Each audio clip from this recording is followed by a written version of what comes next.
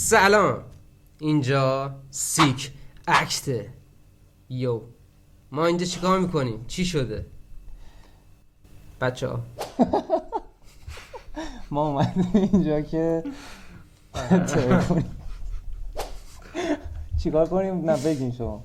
خب باشه، من بگم شما دا صدایت صحبت کردن. نه دوستان بگو آجی، نزدیک اینم بیا. خب بچه ها، نزدیک این خر بیا بگو. این کانال برای اکت رفتن چه هیت چه طرفداری به وقایع روز، حالا آهنگ میتونه باشه، خبرهای مختلف میتونه باشه، چه میدونم دیگه چی، هر کلن که شما دوست دارین، کلن هر چی شما دوست دارین. کلن این مسئله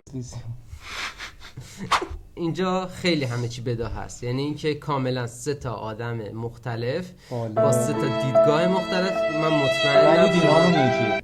آره، زیر پرچم. آفرین. بعد اینقدر گفتی یادم چی می‌خواستم بگم.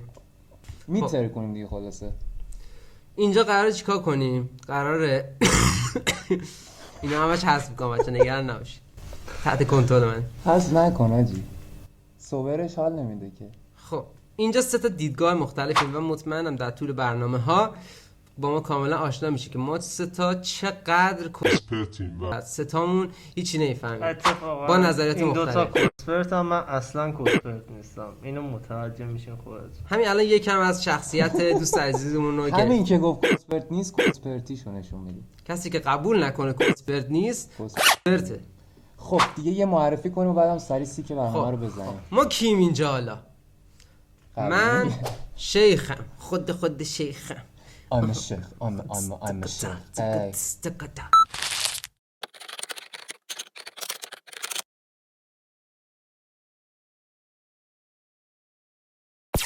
موضوع باش ترور شما نکنن دوستان. شما بگو، میخوام برم چی میگن.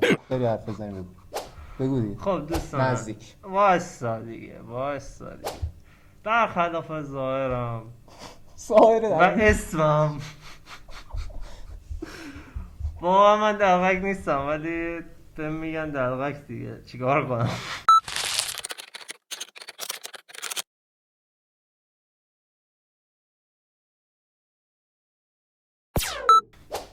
دلغکی داداش تو همین الان دلغکی. از بچه‌ها میبینم، شما بچه‌ها قاضی، به خدا بچه‌ها قاضی ها جی.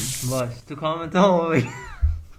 منم اسممو همین الان انتخاب کردم، شاید بابا شما هم نمیدونی. بگو. چون که من واقعا جدی اینقدر برنامه بده هست حاجی. با بزرگم یه یارو داشت، دوست داشت، اسمش عادل کلاهکج بود. نه میشناسی یا نه؟ آره کچل بود. آفرین. به خاطر همین من اصلا می‌خواستم منقار کج.